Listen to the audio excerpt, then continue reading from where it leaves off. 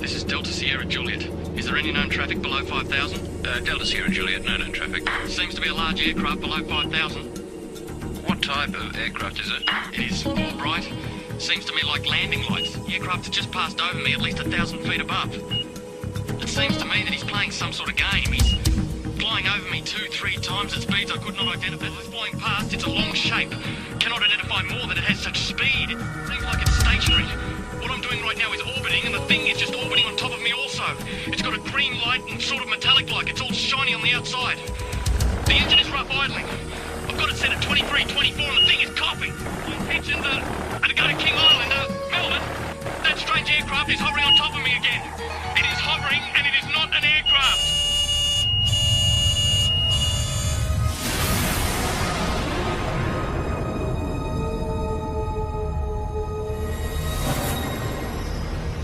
What you've just heard was a recreation of the final words spoken by pilot Fred Valentich before his plane disappeared over Bass Strait. Even though it's been 19 years since Fred disappeared, the mystery surrounding what happened to him still hasn't faded. He just vanished without trace. His family believed he was taken by an unidentified flying object. Recent years has been an explosion of UFO sightings in Australia. Whenever you mention the topic, people seem to have their own theories and opinions, or even their own stories. It was orange like a sunset, and it was just spanning across the road. I can't move, man. Moving forward in time through the experience. Then this tall, dark being just appeared in front of the craft. And I mean, it looks like a traditional, every day of the week, comic book flying saucer. They had large almond-shaped eyes, small bodies, legs and arms, and sort of grey in appearance. I think it's the first time in my life that I could identify of anybody telling me that they were scared they were going to die. Saying that the thing was only just down the bottom of his street. He could see that it was out in the water, it was sucking up water. Yeah, I believe it's a UFO. There are between 400 and 500 reports a month of UFOs in this country. Now, obviously, a lot of them can be explained, but about 10% prove to be true mysteries. Tonight you'll hear from people who've had these experiences. They're just normal Australians who can't explain what they saw.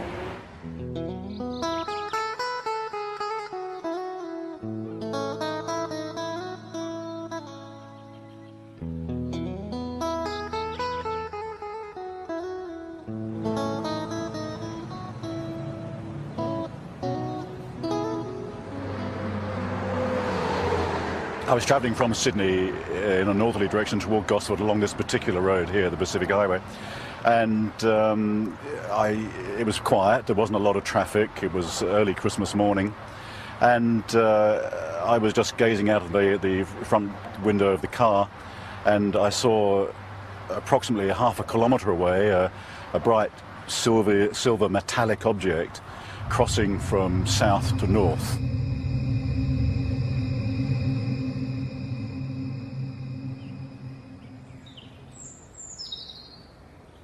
I stood here not believing my eyes, because where I sit I can see the open water, and I just couldn't believe that this thing could appear on the water. It was some kind of craft, but it was completely surrounded in lights underneath and all around, and it just looked like a carousel. It wasn't anything flat. Around holiday time, the local police know they'll be busy. But on this New Year's Eve, the calls weren't what they expected. All people that I spoke to had exactly the same thing to say. There was no variance whatsoever in the object that was sighted. It was a huge chrome, very shiny object in the shape of a ball. At the bottom of the ball was a number of huge white lights. This object looked like it was sucking up water.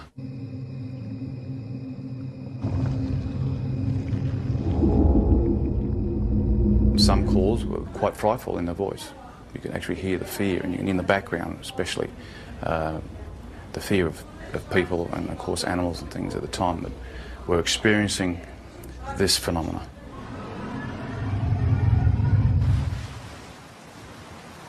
We're looking out above this headland here, and we're watching a bright light move in a strange fashion that you'll never see, or we never saw anyway. It was moving quickly and moved, for instance, in a zigzag fashion. We were watching it for 10 to 15 minutes, move in this direction north, and we just saw this bright light 15, 20 metres above our car. Just a bright light, emanating light towards our car. Mate, it was just awesome. All of a sudden I saw these lights come out of the water like a cylinder and flash, and the top of the water was all lit up. And as that light was up, I could hear the rushing of water, movement of water, and then the water being raised up, and then shortly after, down comes the water on top of the lake. I noticed this rather bright light that seemed to be on the right-hand side of the car, and it seemed to be following us for quite a while. And then all of a sudden it turned and went at a right angle right across the expressway in front of the car. It was large, round, and it seemed to have a stream of sparks flying out the back of it. I don't know what it was, but it was most peculiar. After the initial New Year's Eve reports to police, the local Sun weekly newspaper got hold of the story. There were hundreds more people at home that had obviously thought they'd seen something quite out of the ordinary, but were too scared maybe to come forward and actually say that they'd seen something. Our office, the day the report hit the streets, was amazing. We had caller after caller saying they'd seen the same thing. A lot of the witnesses were retired academics, some were policemen, nurses, school teachers, Sunday school teachers, lawyers, business people, some of the leading business people in the area. They were all people that had everything to lose and nothing to gain by even coming forward and making a report. All the people who actually saw it hovering over the water described these 4 or 5 shafts of bright white light coming down to the water and literally penetrating the water rather than reflecting off it. We also had descriptions of the water seething underneath it. Some people said it frothed, some people said it foamed, some people said it was steaming up. Overall, I'd imagine there'd be probably 3 dozen telephone calls on the night. Well, please, Sergeant. In particular, Sergeant Wenning remembers one very distressed caller. He told me he had been woken up from a deep sleep with thunderous noise and bright lights, dogs barking. His children had come into his bedroom screaming. He was saying that this thing was only just down the bottom of his street. He could see it was out in the water, it was sucking up water. The sound was like a million hummingbees. He didn't know what was going on. We investigated officially with the local aircraft, aerodromes, with the Air Force, with air traffic control, and again could come up with no explanation. While everyone can describe what they saw, no one seems to have the answer to exactly what it was or where it came from. It was moving in waves in the sky, which could only be described as a UFO. When you see something like this, there's a sure knowledge that you're looking at something that is beyond your experience.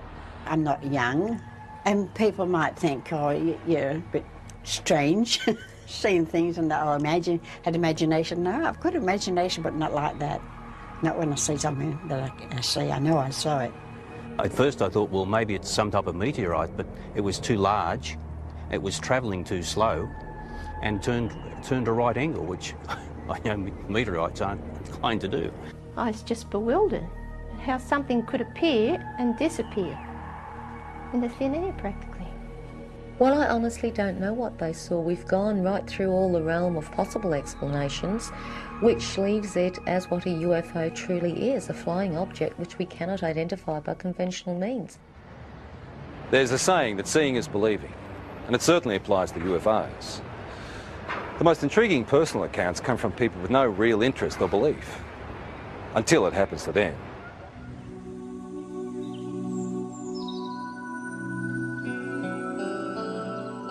Before this happened to me, I can be honest, I could say that I was in that category of being naive. I didn't believe it. I didn't really believe it, because I had to see, it's like I would have to see it with my own eyes. Grace's experience starts in the early hours of the morning travelling home with 3 girlfriends. Victoria, who can't be identified, was one of the women in the back seat. It's when I got a bit further down the hill that I noticed on the right-hand side of me some long, oblong-shaped lights.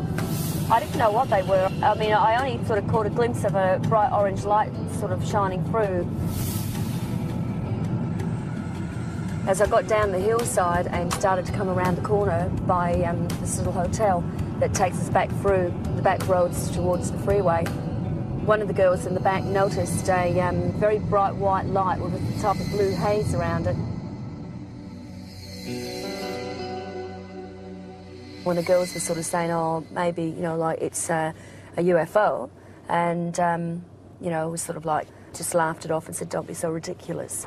The women continue their trip, but further down the road, more lights appeared. I heard Victoria and one of the other girls in the back there, they were commenting on something that was behind us. They actually thought somebody was coming up behind us, like a truck or something, because it was moving fairly fast and very bright. It was just such a bright as blinding light. It was orange like a sunset, and it was just spanning across the road. I got really scared, and I said to Grace, quick, just step on it. Because I knew there was a town just a kilometre up the road.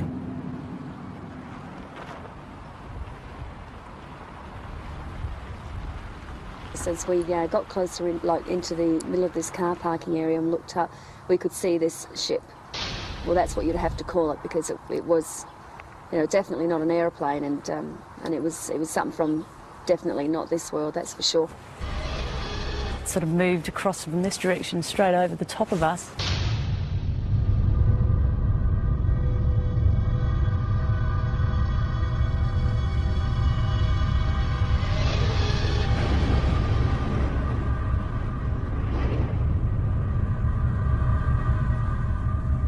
Sort of disappeared into a gully where we lost sight of it.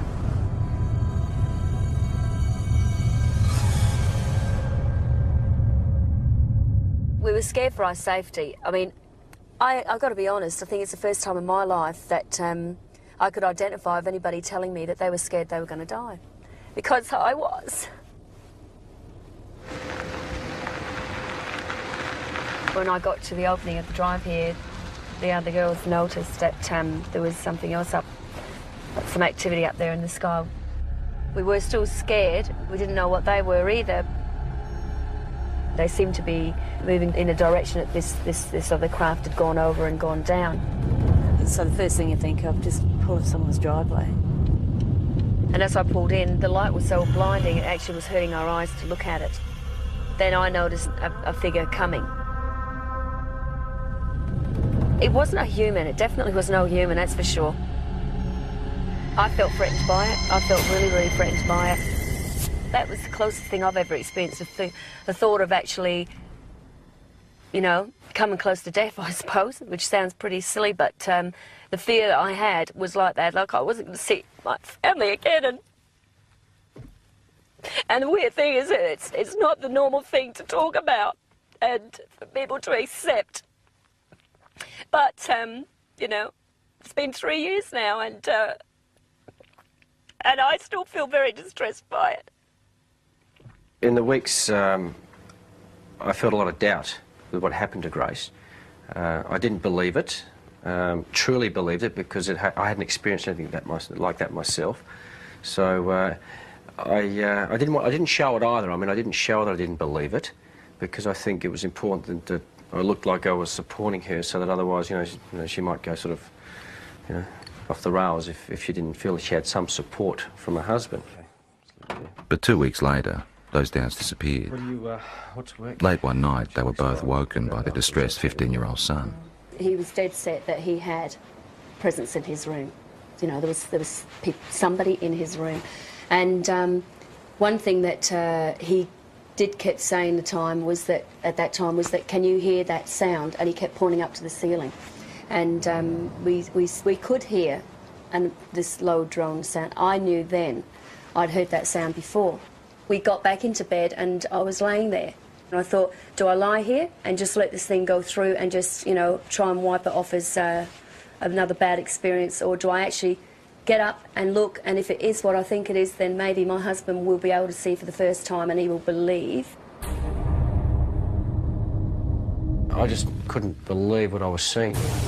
When you see an object that's just sort of floating through the air, like at slow pace, And you think to yourself, oh my God, it struck me as, being awesome. It's just something unbelievable.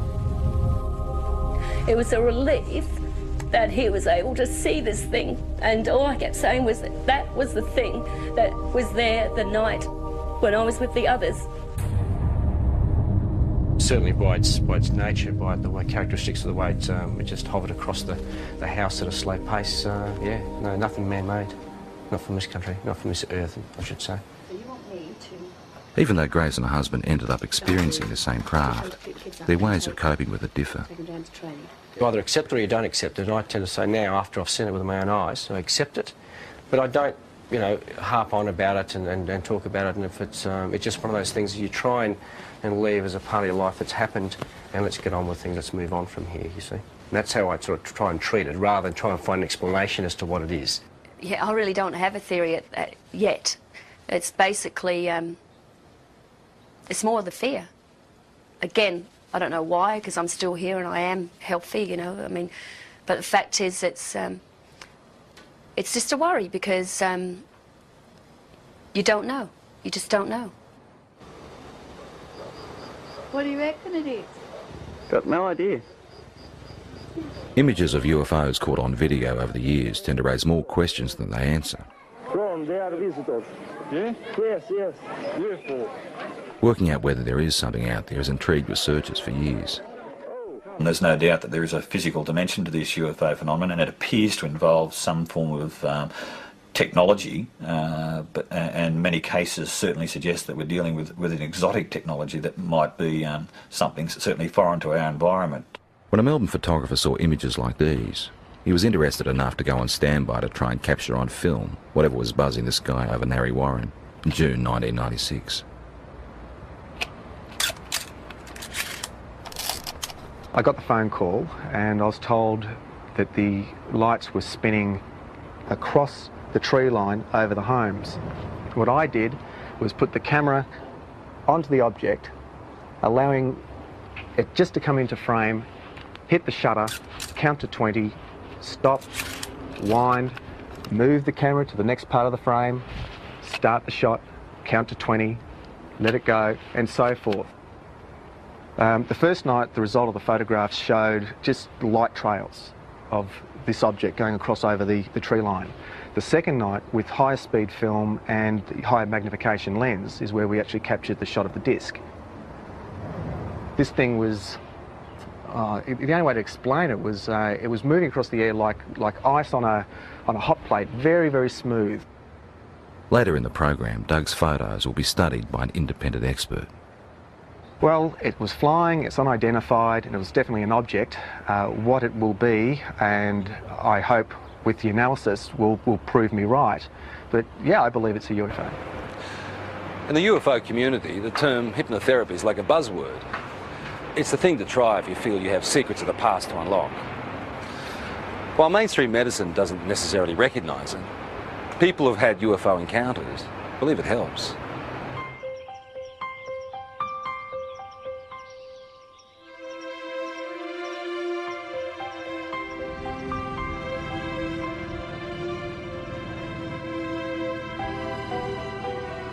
Victor Pufulescu believes he started having alien encounters as a teenager back in his native Romania.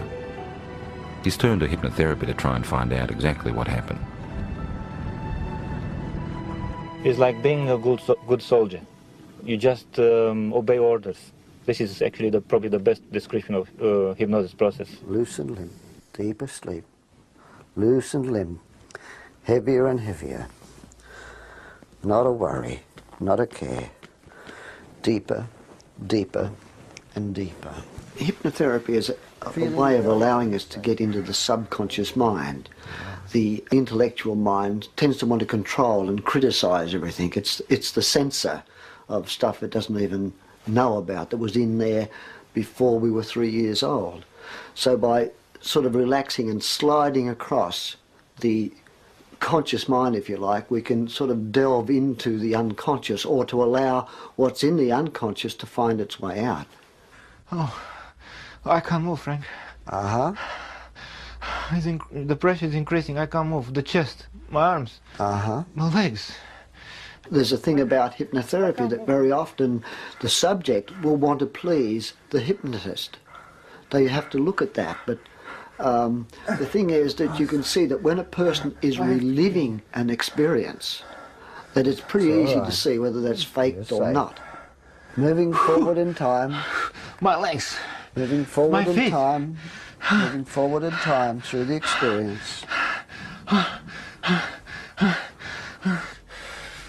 The pain is inside of my elbow. Thanks. Who are you saying thanks to? Them. Can you ask them what they're doing? No. It's a test. That's a test. I just know it's a test. They keep me telling be calm. They're telling you to be calm. Yeah. Very often the people are quite disturbed about dreams they're having or things they've imagined happen to them. And they often come out of this saying, I'm pleased I'm not crazy, or I'm not mad, or I'm not imagining this. It does give you some answers, but also creates thousands more. And this is probably the trickiest part. I'm never happy with the answer which I'm getting, and I want more and more and more.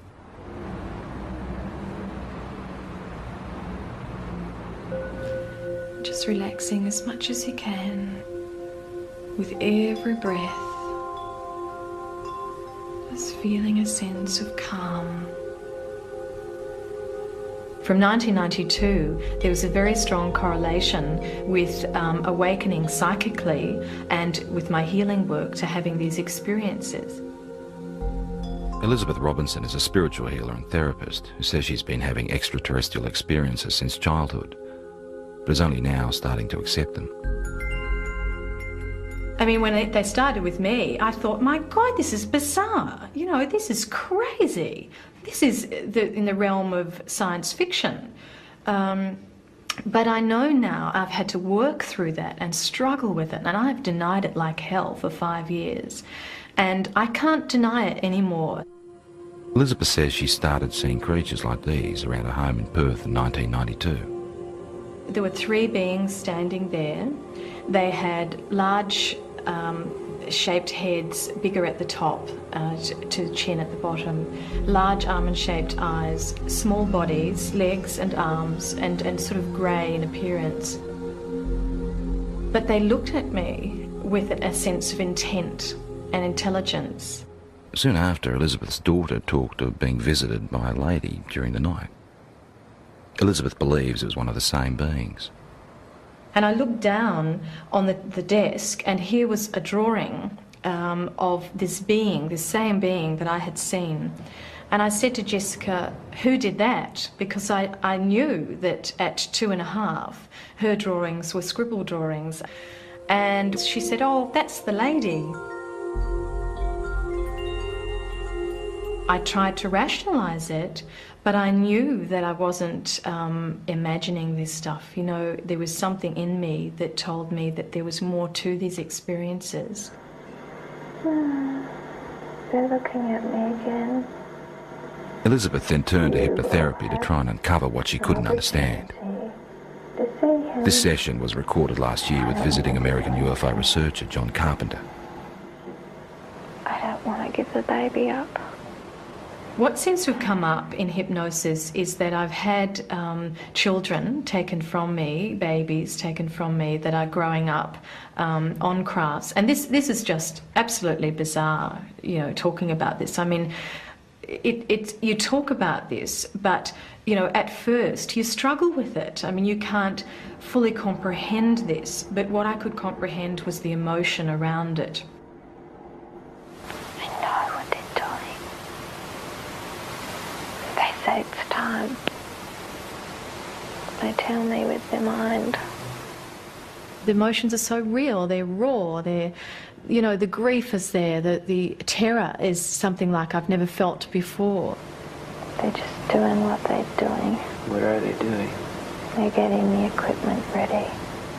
Part of the reason why they're involved here on Earth is to help us awaken, but there seems to be some sort of reciprocal type of arrangement whereby, you know, they're coming to Earth and they're creating a new race of beings, or creating some sort of hybrid race of beings. I used to think, okay, I'm dreaming, until I used to be able to get up, go to the bathroom, make a cup of tea, come back, sit down, they'd still be waiting for me. And I think, oh. Elizabeth and colleague Mary Rodwell now run a support group in Perth for people who've had alien experiences. And this is what I mean, my business is emotional trauma. That's why I'm here. And I won't deal with fantasy. I can't deal with fantasy. So it's about emotional trauma. These people are stressed quite desperately with fear and anxiety about a lot of things that they only have a vague idea often about, but often is because they've remembered being taken. I went 3 months with barely any sleep. If you remember, I told you about 11 or 12 weeks, barely any sleep. Most of them just want to live an ordinary life. They don't want this to happen. So for them to have the chance to at least talk about it and release all the anxiety and fear around that as much as they can around talking about it, it seems that through that there is real healing. For me, I became very frightened that I would be labelled crazy or, you know, hallucinating, whatever it was, and that I couldn't have somebody to relate this experience to that would honour my experience. Have either Elizabeth has always kept journals about her experiences, which she is now using to write a book.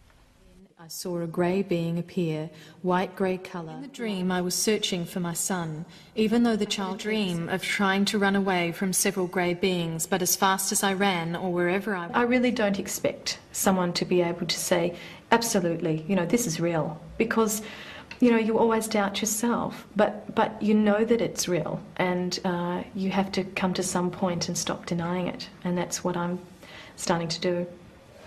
Sorting out the facts surrounding UFOs can be tough, unless of course there's something that science can put to the test.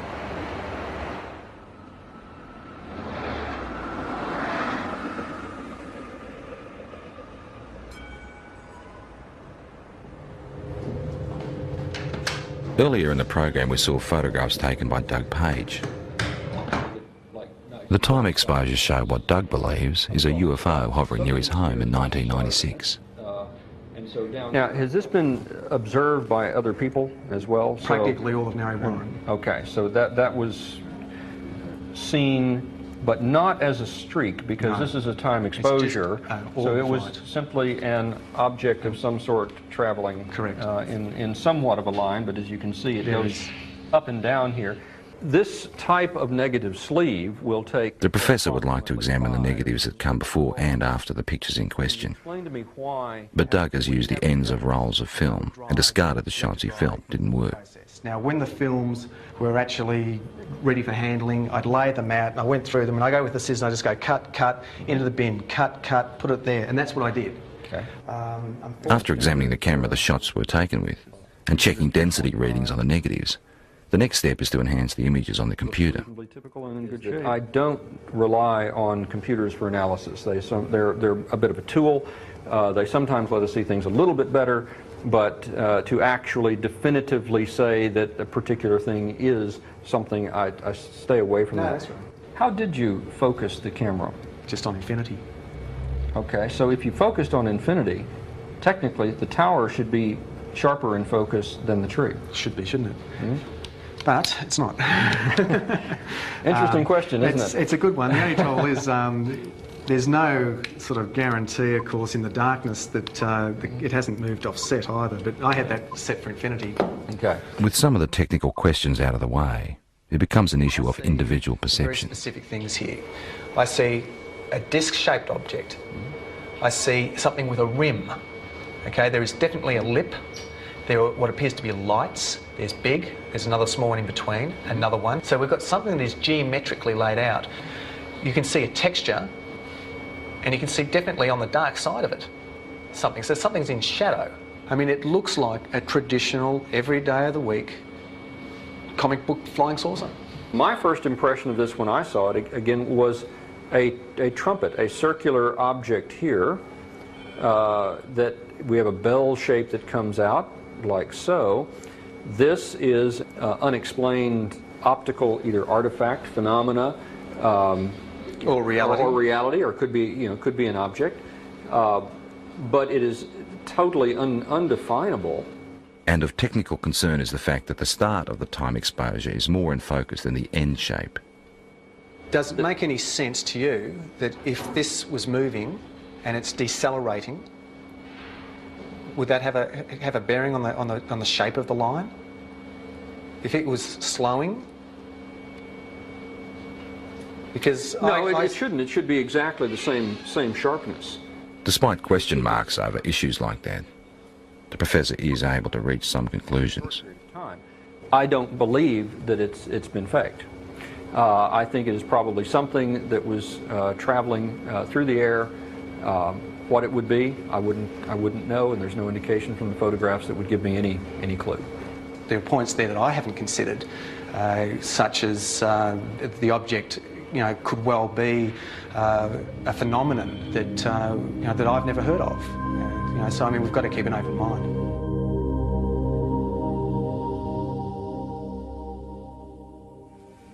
I don't know, maybe between 6 and 8, I would assume. Okay.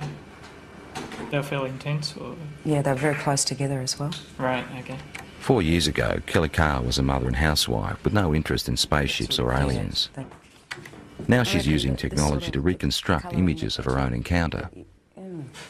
It does give the idea of the lights there, but the brightness of the light, it gives a good impression, except that the colour doesn't seem right. Kelly's account starts in August 1993. My husband and I were driving up to my girlfriend's place in Monbulk, which is in the Dandenong Mountains. We were driving on Belgrave-Hallam Road, and it was just on dusk. I saw what I thought was round orange lights in the field. It looked unusual to me. Later that night, retracing their route home, Kelly noticed something else unusual. It's about a kilometre or so in front of us, about twice the height of the treetops. We could see this object, which at first I thought was a blimp. It had the shape of a blimp, but it was light. As we got closer to it, the light seemed to sort of separate, and it was actually these a row of round lights, and they were orange. It appeared like there was silhouettes standing in these round orange circles, like people, but you could only see the black outline. Well, I just said to my husband, look, there's people in there. And the minute I said that, it shot off to the left of us. Within 1 or 2 seconds, it was gone completely. About a kilometre or two further down the road, as we kept driving, I came across at least what I thought was a screen or a wall of light across the road. And my heart started racing and the adrenaline was sort of pumping through my body, and I'm thinking, we've just seen us back down there. We're in for, a close encounter. Then the next instant, nothing. We seem to have actually covered a fair distance that I don't even remember covering. It might have been possibly close to a kilometre that I don't remember actually travelling. There was no light. There was nothing blocking the road. Kelly says it wasn't until weeks later she remembered actually getting out of the car that night. And I saw that there was another car that had pulled up 100 metres down the road. Then I walked around the front of the car to where my husband was standing on the other side, and we started walking across the road together. As we were walking across the road, I looked down and I saw that the other people were getting out the car and starting to walk as well. So I was quite happy that there was other people there who were seeing the same thing that we were. And we walked up along here to where the fence is. Right out in front of us was this huge craft. I was totally awestruck. It was science fiction coming to life. There wasn't any fear then. It was just all total awe. We stood here, I guess side by side, my husband and I, for about 30 to 45 seconds. Then this tall, dark being just appeared in front of the craft, and he was followed by about another 7 or 8 that appeared straight behind him. I felt this energy go through me. It's like nothing I've ever experienced before in my life. It was like some sort of low-level frequency that came in waves, but it was so dense that I could actually physically feel it going through my body. And that feeling absolutely terrified me. It was like, I can't even explain the horror that I felt just feeling this. And I began screaming. The minute I did, the eyes on these things lit up and they came charging across the field. Halfway across, they split up into two groups. Some headed off down there and the rest came directly towards us. I felt this blow to my stomach, and the next thing you know, I'm back here somewhere on the grass. It literally lifted me off of my feet. And I thought I was going to die. I thought if I don't get up now, I'm going to pass out and I'm going to die. I'm not going to come back to consciousness, you know. So I pulled myself up into a sitting position, and when I sat up, I couldn't see anything, and it was like there was just black in front of my eyes. I want you to try stretching it down a little bit as well. Kelly is not the only one who saw these images that night. For the first time ever, independent witnesses have given the same account of a close encounter. Even though Kelly has never met Jane, Glenda and Bill from the other car she saw, she has seen the sketches they drew for UFO researchers. They've drawn the same circles of light around the top of the craft with these blue lines coming down, ending in a semicircle on the ground. They've actually also drawn a tripod underneath, which was something I didn't see that night. It becomes very clear then that we were all looking at the same thing and that it wasn't your average saucer-shaped craft. And basically, the second party were able to draw sketches of the beings very similar to the ones that I had, and they're not your usual little grey things that are, you know, media propaganda. I found a small red-coloured equilateral triangle underneath my navel, which I guess in reality provoked only a minor curiosity at the time. It was oddly geometric, and I did wonder, you know, how something like that could get on me that looked like a burn without me feeling it. At UFO conferences, where Kelly is now a keynote speaker, she adds strength to her own story by showing photographs of physical marks left on one of the other women. We were all left with triangular marks under our navels, but the ones that were marks that were actually photographed, the first one came from Glenda, which is it's a series of 3 small red dots along the inner thigh. And both Jane and Glenda were marked with these dots. I wasn't. Glenda had a ligature mark around her ankle, which is quite severe bruising. It looked like she'd been strapped down to something. UFO researchers have also reported finding physical traces of the site where all witnesses said the encounter happened, particularly in relation to where the craft landed. Inside that semicircle was actually a triangular formation of 3 points spaced 6 metres apart, which correspond with the tripod that was drawn underneath the girl's craft. To this day, Kelly still doesn't know exactly what happened to her that night. Tried a little bit. Her most vivid memory is the fear that she felt. That's very good. It's finally come out to what I'm looking for. And I think a lot of people, you know, might have experienced the fear in a nightmare where you're being chased or something like that, and it's a terror that you feel that, you know, sometimes can wake you up or whatever, but it's absolutely horrifying when you're dreaming it. And that's exactly what I was feeling while I was totally awake. That sort of terror, actually having to feel it while you're conscious and physically awake and feel it as a reality, is like a living nightmare, like a nightmare and come to life.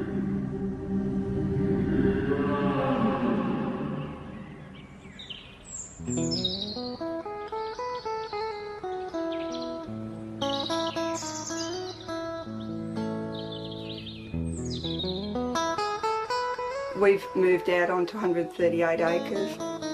We don't have electricity. We use all our own fuel, like for both our fires.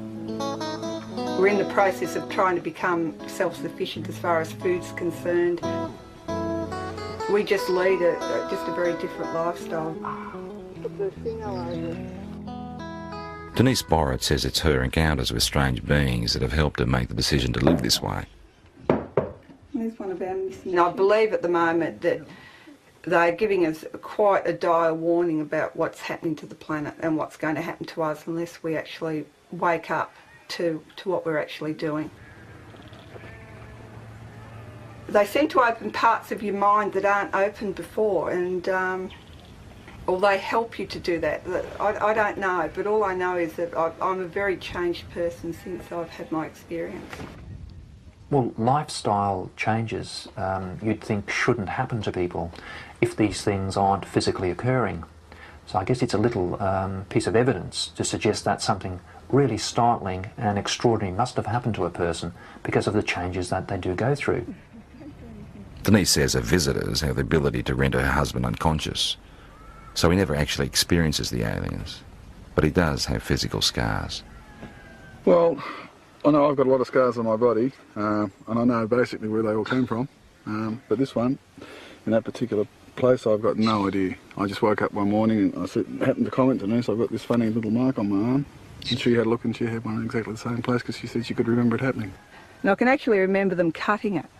I can remember it was like a little spatula or whatever. But again, there was no pain or anything, and the next day mine had completely healed up, whereas Les's had actually scarred. And I thought, well, they're in identical spots and they're identical size, so obviously something was going on. People who've had multiple abduction experiences very often get very concerned about the environment. They get very concerned about healthy lifestyles. They get very interested in the possibility of life elsewhere. They get very interested in promoting the message that there's something actually going on.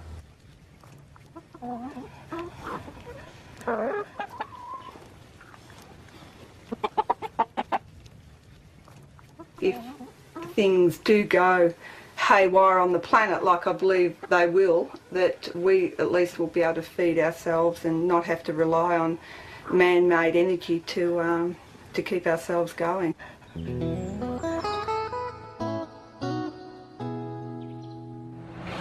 It's pretty obvious that the people that had these experiences are convinced there's more to what's out there than most of us realise. They're also the first to admit that their stories could be hard to accept. All they want us to do is be prepared to listen. I suppose people got to make their own minds up, but we can honestly say that what happened, happened, and there's no doubt about that. Perhaps they're extraterrestrial, we don't know. Perhaps it's military experimentation. Perhaps there's new things in this earth that we don't know about. I don't know what they are. I know what happened to me, but I don't know anything about them. I'd have to say that the evidence seems to be fairly compelling, that we seem to have some sort of alien life form, just in what it is. You've got to keep an open mind.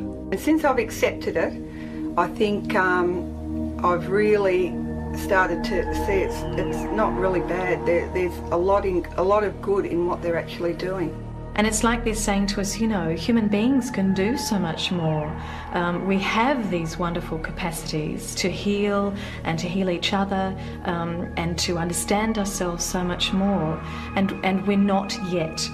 Where they come from, I honestly don't know. I would hope that before I die, one day I find out.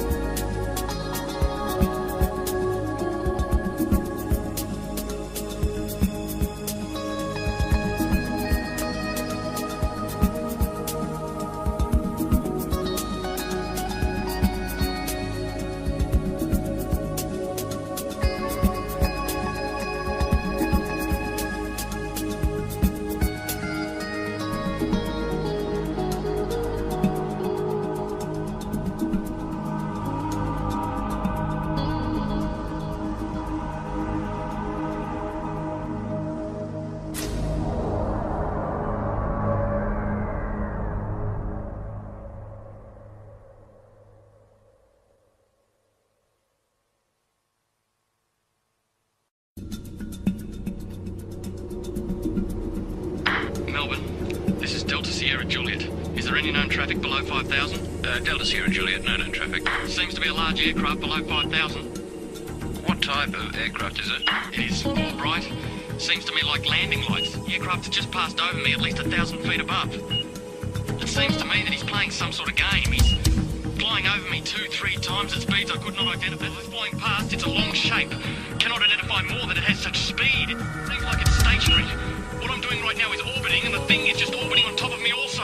It's got a green light and sort of metallic-like. It's all shiny on the outside. The engine is rough idling. I've got it set at 23, 24, and the thing is coughing. It's in the... And to go to King Island, Melbourne, that strange aircraft is hovering on top of me again. It is hovering, and it is not an aircraft.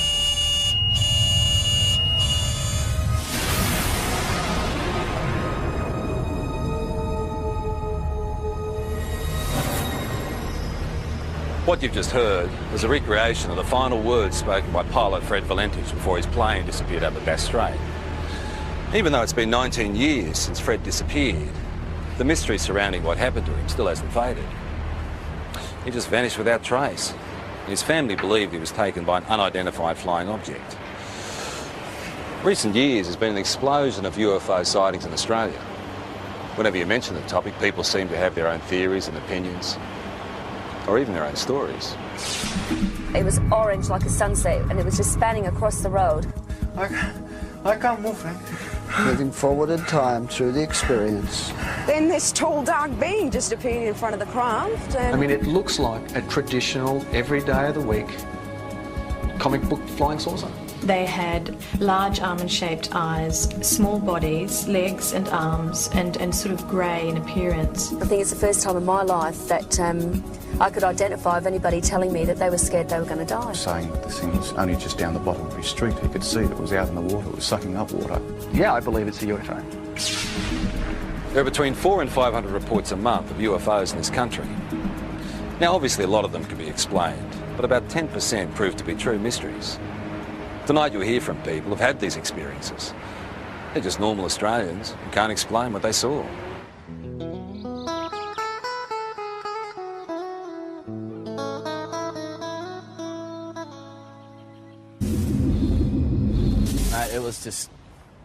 It was just awesome. All of a sudden I saw these lights come out of the water like a cylinder and flash, and the top of the water was all lit up. And as that light was up, I could hear the rushing of water, movement of water, and then the water being raised up, and then shortly after, down comes the water on top of the lake. I noticed this rather bright light that seemed to be on the right-hand side of the car, and it seemed to be following us for quite a while, and then all of a sudden it turned and went at a right angle right across the expressway in front of the car. It was large, round. It seemed to have a stream of sparks flying out the back of it. I don't know what it was, but it was most peculiar. After the initial New Year's Eve reports to police, the local Sun weekly newspaper got hold of the story. There were hundreds more people at home that had obviously thought they'd seen something quite out of the ordinary, but were too scared maybe to come forward and actually say that they'd seen something. Our office, the day the report hit the streets, was amazing. We had caller after caller saying they'd seen the same thing.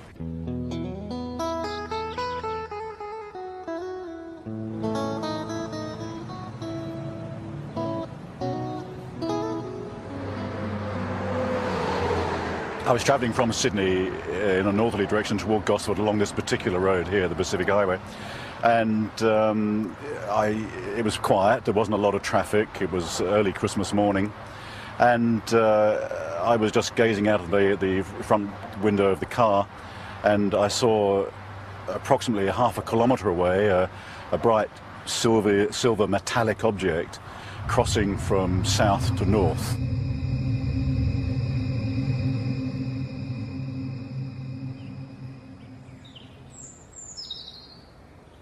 I stood here not believing my eyes, because where I sit I can see the open water, and I just couldn't believe that this thing could appear on the water. It was some kind of craft, but it was completely surrounded in lights underneath and all around, and it just looked like a carousel. It wasn't anything flat. Around holiday time, the local police know they'll be busy. But on this New Year's Eve, the calls weren't what they expected. All people that I spoke to had exactly the same thing to say. There was no variance whatsoever in the object that was sighted. It was a huge chrome, very shiny object in the shape of a ball. At the bottom of the ball was a number of huge white lights. This object looked like it was sucking up water.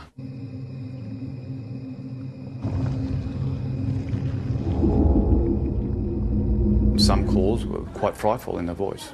You could actually hear the fear, and in the background especially, the fear of people and of course animals and things at the time that were experiencing this phenomena.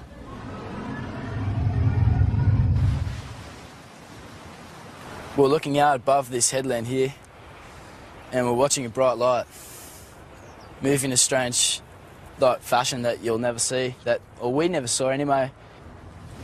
It was moving quickly and moved, for instance, in a zigzag fashion. We were watching it for 10 to 15 minutes, move in this direction north, and we just saw this bright light, 15, 20 metres above our car, just a bright light, emanating light towards our car.